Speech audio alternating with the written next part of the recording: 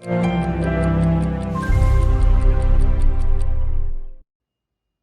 the Australian government forges ahead with a measure that could force Google out of the country, one lawyer says the proposed code could actually hurt the news publishers it was supposedly intended to protect. Australia's high-profile legal standoff with the tech giant stems from a proposed measure that would force Google and Facebook to pay news companies to use their content, which drives web traffic to their platforms. Google said last Friday it would block the search engine in Australia if the move were to go ahead.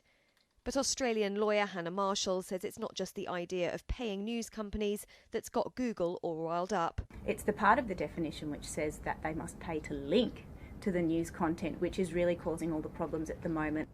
Calling the proposal, quote, absurd, Marshall says it would be unfeasible for the tech giant and it would be harmful to the news publishers themselves if Google were to leave Australia. And that's very valuable to the news publishers. The audience that they get from Google and Facebook is what drives their advertising revenue and which really is what keeps them commercially viable.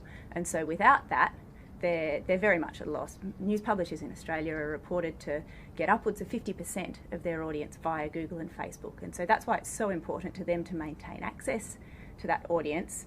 Google is now reviving plans to launch its own news website in Australia, according to a local media outlet contracted to provide content for the site. A Google spokesman declined to comment on the reported plans.